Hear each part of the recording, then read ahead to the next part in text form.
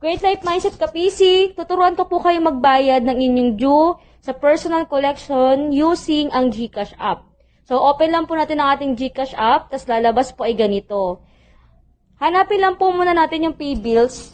Click lang po natin yung pay bills. Antayin lang po natin. Then, click po natin yung payment solution. Nasa bandang baba po yan.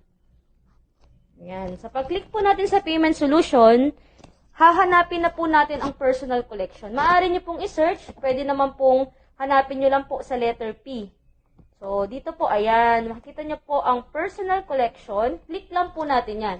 So, bago po tayo magbayad, make sure po na hawak nyo na ang inyong Konso ID. Saan ba makikita ang inyong Konso ID? Makikita po yan sa mga resibo po ninyo na pinagbayaran sa PC or para po masigurado po tayo, itanong po sa ating mga uplines or sa amin po sa PC staff para at least po sure po tayo na yung papasok po natin na Konso ID is correct. Kasi pag may nagkamali po dyan, madedelay po, hindi mapopost yung inyo pong payment. Then sa customer name, lalagyan nyo lang po ang pangalan nyo. Mag-example po tayo ng Konso ID. Lagi po natin i-double check ang Konso ID bago po i-click ang process. Then, customer name. Example po natin, Maria Santos. Lalagyan nyo po yan. Then, yung amount. Example po ng amount is 1,000.50. Make sure po na naglalagay po kayo ng centavos. Example po, ang due date nyo po is 1,000.50. As much as possible po, pwede nyo pong pasobrahan yan kahit piso. Kasi kung may next due date naman po kayo, mababawas naman po yun. Wag lang po tayong kukulangin ng centavos kasi makakount pa din po yan as overdue ninyo. So, sayang din naman po yung ating naging payment. Then, sa email address po, lalagyan nyo po ng inyong email address kung meron po at kung wala naman po, skip na lang po natin. Wag na po natin lagyan.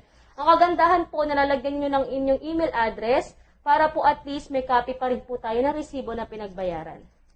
So, i-click lang po natin yung next. Ayan. So, makikita niya po, pinapakonfirm pa po ni GCash kung tama po yung inyo pong mga in-input.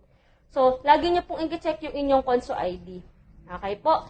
So, pag okay na po, i-confirm nyo lang po yan. Then, pag na-confirm nyo na po yan, may magte-text po sa inyo from GCash na na-process na po yung payment sa personal collection. Ang posting po nito, umaabot po ng 1 to 3 days. Depende po. Minsan po, mabilis lang, 1 day na po-post na po. So, kung may due date po kayo at gusto nyo mag-purchase, mas maganda po na nagbabayad po tayo in advance para at least kung gusto nyo po mag-purchase sa mismong araw ng inyong due, ay makakapag-purchase po kayo. Sa anuman pong katanungan, maaari po kayong kumontak po sa personal